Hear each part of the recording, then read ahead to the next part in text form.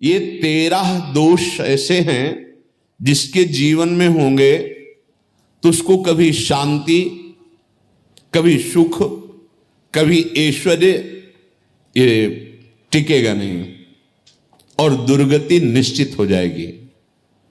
बहुत ध्यान से सुने। एक श्लोक में 6 दोष और दूसरे श्लोक में 7 दोष।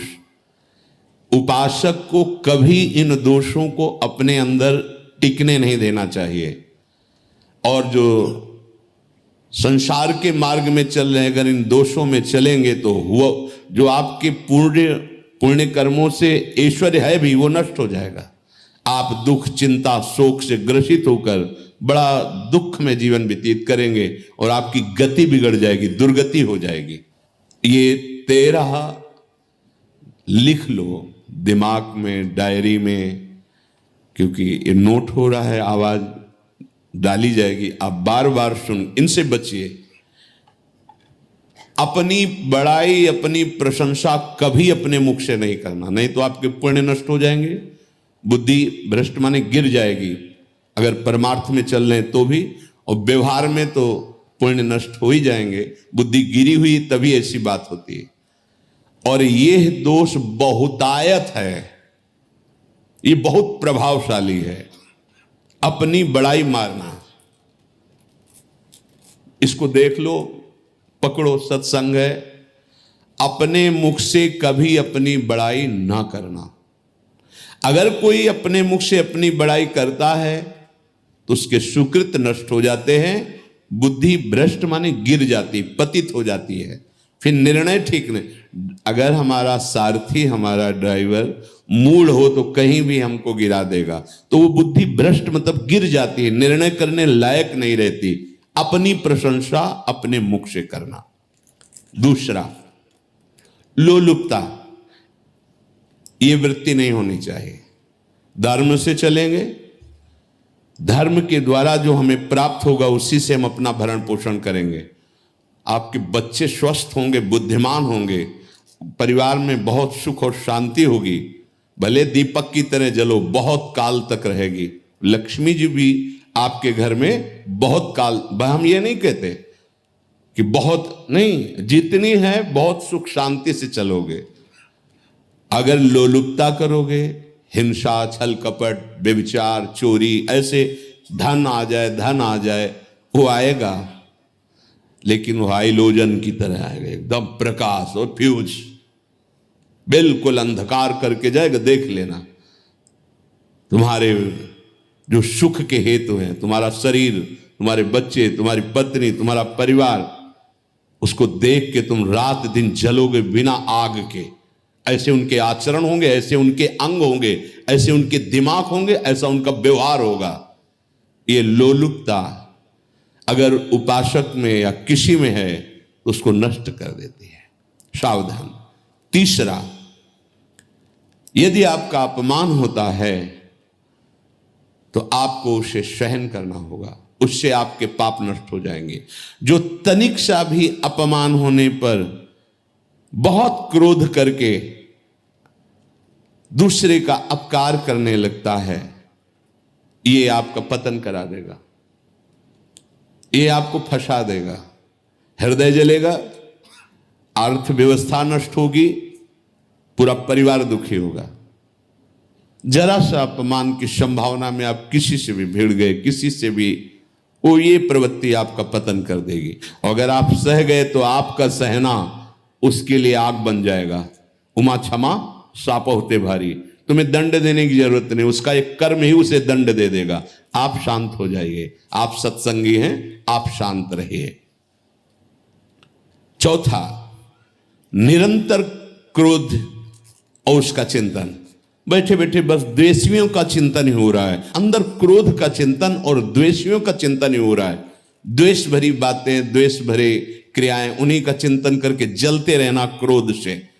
उपासक को तो क्रोध करना ही नहीं चाहिए, बहुत शांत। ठीक है, अभ्यास में कभी क्रोध हो सकता है, उसको फिर समन करो, अंदर से प्रायश्चित, जैसा कि अब गलती हुई, आगे नहीं करेंगे। और व्यवहार में भी क्रोध को आप पीना सीखें। अगर बार बार आपका क्रोध प्रकट होता ही रहेगा, आपका स्वभाव बिगड़ जाएगा, आपके पुण्य नष्ट हो जाएंगे और आपका जीवन नष्ट हो जाएगा। देने वाला उतना दे देगा आपको आनंदित रहो, पैसा खर्चा सब पूरे जीवन का विध्वंस मचा दिया क्रोध ने। कहीं भी आप देखो, किसी से क्रोध करके देखो, फिर देखो तुम्हारा भजन चल रहा है, तुम्हारी वो आनंद वृत्ति है नहीं, जलोगे और वो जलन और गुस्सा दिलाएगी और वो बैठे बैठे जलो नहीं। ये क्रोध जो है ये चाहे व्यवहार में हो चाहे परमार्थ में, दोनों की हानि करने वाला है। और आश्रित जनों की रक्षा ना करना। अगर कोई भाग कर आपके पास आ गया है, कोई पशु पक्षी या कोई मनुष्य, आपको चाहिए कि अब चाहे हमारे पहले प्राण जाएं, उसकी रक्षा करेंगे। सीवी जैसे तो कोई बिरले ही होते हैं, पर इतना जरूर ध्यान रहे, जैसे कोई पशु पक्षी किसी भय से आपके सीमा के अंतर्गत आ गया है, अब उसकी रक्षा करनी है आपको।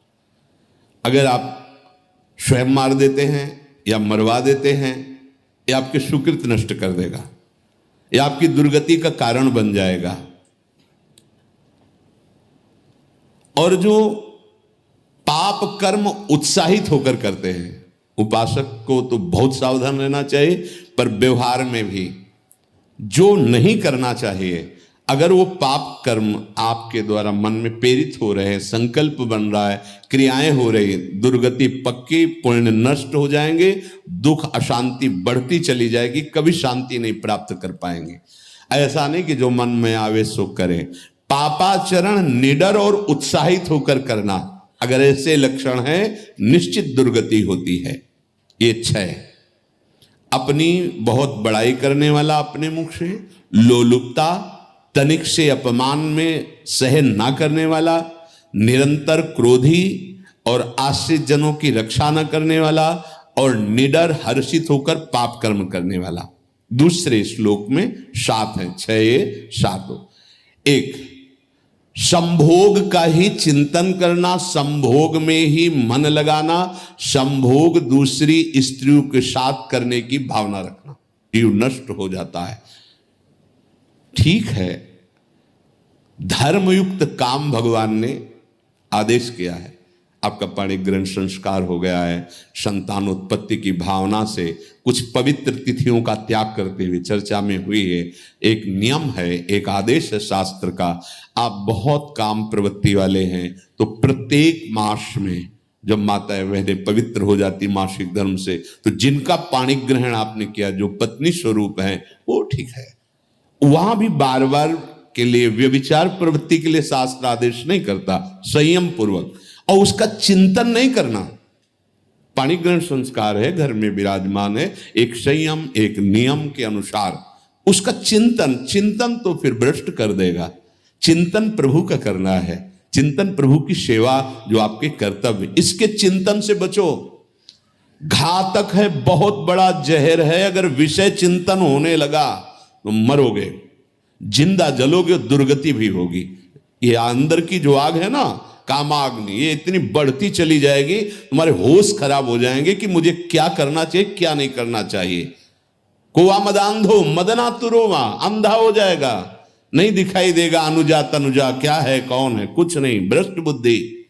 संभोग का चिंतन नहीं। धर्मयुक्त काम आदेश है शास्त्र में। यदि आप प्रवृत्ति मार्ग में हैं तो अपनी पत्नी को जो पाणिक ग्रहण स्वीकार किया है, वहां भी पवित्र तिथियों का त्याग करते हुए, एकादशी है, रामनवमी है, नव दुर्गा है, जन्माष्टमी है, राधाष्टमी, जो पवित्र तिथियों का त्याग करते हुए और ऐसे जो मर्यादाएं हैं उसके अनुसार, और कहीं पराई स्त्री के साथ संभोग की बात, निश्चित दुर्गति पक्की है। ऐसे ही माताओं के लिए है, स्त्री शरीर के लिए है। यदि वो ऐसी गलत चेष्टा तो पतिवंचक परपति रति करही, रौ नरक कल्प सत परही। ये भोग चिंतन से बचने की चेष्टा कीजिए तो क्रिया से अपने आप बच जाएंगे। विषमता रखने वाला, सबके साथ बर्ताव ऐसा कि मैं बहुत श्रेष्ठ हूं और दूसरे सब नहीं, ऐसा व्यवहार नहीं। सब भगवत स्वरूप हैं, समान व्यवहार। जैसे आपके भोजन है तो जो आप पा रहे हो वही सबको दीजिए। बैठने की व्यवस्था, उठने की व्यवस्था, क्रम बाय क्रम, पर उसको भी नीच भाव से मत देखिए। उस कोटि का उसको प्यार दीजिए, दुलार दीजिए, सम्मान दीजिए। इतनी विषमता न फैलाते रहें अपने जीवन में कि आप सबके निंदा के पात्र बन जाए। विषमता नहीं, सबको प्यार। हाँ ठीक है, पुत्र का अलग प्यार है, भाई का अलग प्यार है, पिता का अलग प्यार है, पर हमारा व्यवहार प्रीति युक्त होना चाहिए, विषमता भरा नहीं होना चाहिए। अगर हमारे चित्त में विषमता ही रही तो संसार है, प्रभु नहीं है। जीत विषम संसार कीर्ति जग बिस्तरे। जो विषमता पर विजय प्राप्त कर लेता है वही भगवत प्राप्ति का अधिकारी। ये विषमता बहुत बड़ी हानि है। तीसरी बात, अत्यंत मानी होना। जहां आपके प्राण कमजोर होंगे, पुण्य नष्ट होगा, आयुश्री सब नष्ट होना है, ऐसे आचरण करवाएगा गुरुजनों के साथ, महापुरुषों के साथ। ये बहुत नीच प्रवृत्ति है। अत्यंत मान प्रियता, मुझे सम्मान मिले, उत्तम प्रवृत्ति है। सबको मान देना, स्वयं अमानी रहना। चौथा, दान देने की बात कह के मुकर जाना या दान देकर पश्चाताप करना। दे दिया है, बहुत जल रहे हो, दूसरे से वार्ता कर रहे हो कि पता नहीं क्या यार बुद्धि में हो गया, हमने उसको इतना कहा था, उतना दे दिया, क्यों दे दिया, ऐसा ऐसा, मतलब अंदर चिंतन करना, क्यों दे दिया तो दिया। इसके बाद जो आपका ये जलन हो रही, पश्चाताप, सुकृत नष्ट हो रहे हैं। दान देकर पश्चाताप करना या दान देने की बात कह के मुकर जाना। जैसे आपने कह दिया आपको इतना इतना ऐसा, अब आप मुकर गए, ब्याज सहित तुम्हें देना होगा, ये तुम्हारी दुर्गति का कारण बन जाएगा। ऐसे ही नहीं बोलना चाहिए, बहुत होश से। वाणी एक अमोल है, जो कोई बोले जान, ये तराजू तौल के तब मुख बाहर आन। पांचवा, अत्यंत कृपण होना।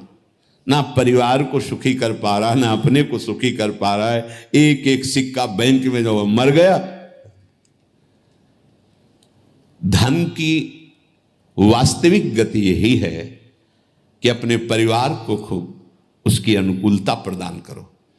उसमें से कुछ हिस्सा किसी ऐसे को जिससे तुम्हें बदले में कुछ लेने की भावना ना हो।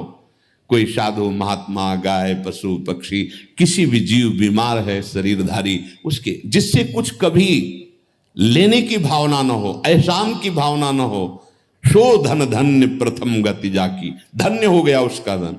अब वो कृपण का धन किसी काम में, ना स्वसुख, ना परिवार के सुख, ना धर्म कार्यों में, व्यर्थ जीवन चला गया। उसी धन का चिंतन करना, उसी का संग्रह करना और उसी की रक्षा करते करते शरीर छोड़ देना। तलाओ धर्म, अर्थ, काम, मोक्ष। और जो बालक, स्त्री, पागल, असहाय, जो इनकी रक्षा न करके इनकी हानि करता है, दुर्गति निश्चित है। माना आपकी पत्नी है, उसका स्वभाव बिगड़ा हुआ है, क्रोधी है, कटु वचन बोल, लेकिन आपके ही प्रारब्ध के लिए। माना आपका पति ऐसा स्वभाव वाला, पर आपके ही प्रारब्ध से तो संयोग बना है आकर, अब इसका निर्वाह कर ले जाओ तो पवित्र हो जाओगे दोनों। और अगर झगड़ा और लड़ाई और मारपीट और कहीं हिंसा आदि के रूप में उतर गए तो फिर और करनी बिगड़ गई। बालक है, आप उसको ज्ञान नहीं कि आप पवित्र है, क्या आप पवित्र है, उसको ज्ञान नहीं कि आप उसके साथ व्यवहार अच्छा कर रहे हैं कि बुरा कर रहे हैं। रक्षा करनी है आपको, शोषण नहीं करना। कह रहे स्त्री, बालक और पागल, जैसे विक्षिप्त है, पागल है, आपको रक्षा करनी है। बन जाए तो उसको भोजन, ऐसा नहीं कि ईंट मारो, उसको अपमानित करो। उसकी बुद्धि खराब है, प्रारब्धवशात खराब हो गई है, तो शास्त्र आज्ञा करता है स्त्री, बालक, जैसे पागल, विक्षिप्त आदि हैं, असहाय है, असमर्थ है, बूढ़ा है, वो आप सेवा भी करो तो वो गाली दे सकते हैं, उनकी बुद्धि बिगड़ गई। आपको उनको दंड नहीं देना, मारना नहीं है आपको। मान लो आपके बड़े बूढ़े बुजुर्ग जन हैं, आप सेवा भी कर रहे हो तो आपको कटुवचन बोल सकते हैं, आपकी निंदा कर सकते हैं, लेकिन आपको उनके साथ व्यवहार सद करना है। अगर आपने इन दोषों को स्वीकार किया तो निश्चित आपकी दुर्गति होगी, ना इस लोक में आपको शांति मिलेगी ना परलोक में। इसलिए इन दोषों को बार बार सुन करके और हृदय में जांचो कि कहीं है तो नहीं, अगर है तो सत्संग, भजन बल, भगवत प्रार्थना के बल से इन दोषों का त्याग कर दो, जीवन मंगलमय हो जाएगा। से अगर अच्छी क्रियाओं को देख रहे हो कि प्रभु करा रहे, तो बुरी क्रियाओं का संकल्प ही नहीं उदय होगा। अहम गलित हो गया तो अहम में ही तो सारे विकार रहते हैं। हर समय प्रभु के सामने कृतज्ञ रहो, कितनी कृपा, क्या हमसे लेना है आपको, आप तो पूर्ण काम हो, हमें इतना दुलार कर रहे हो। बलिहारी प्रभु, वो बार बार मन उनके चरणों में लौटता रहता है। प्रभु का विधान सर्वज्ञता से पास हुआ है। वो खूब आगे की, पीछे की, मध्य की सब बात सोच करके उन्होंने आपके लिए विधान किया है।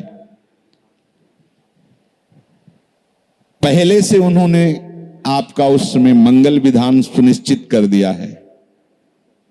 कैसी भी परिस्थिति हो, कभी ऊबना मत, घबराना मत, अधीर मत होना और अपने भगवत विश्वास में कमी मत आने देना। कैसी भी परिस्थिति हो, ये जरूरी है। उबना मत, बहुत हो गया कष्ट सहते सहते, कितना सहूं, नहीं। ये अगर ऐसा आ रहा है तो भी आप भगवद आश्रित नहीं हुए। नहीं, ऐसा आ ही नहीं सकता। बड़ा आनंद आता है, कष्ट में बड़ा आनंद आता है। पूरा का पूरा मन, इंद्रियां केवल प्रभु में होती, क्योंकि कष्ट में कोई विषय की इच्छा तो होती नहीं। किसी को भी भारी पीड़ा है तो सब उसी में होती। जिसने अभ्यास किया है भगवत चिंतन का, आश्रय है प्रभु का, तो कष्ट में भाग के कहां जाएगा, उसी में तो एकदम तन्मय हो जाता है मन, इंद्रिया। इस तरह हो, उनके भरोसे पर कभी, कई बार चर्चा की है प्रताप राय जी की। बचपन से भजन परायण थे, ईश्वर संपन्न घर था, भाई बहन सब खूब। कुछ दिनों बाद माता पिता पधार गए, पूरा अधिकार।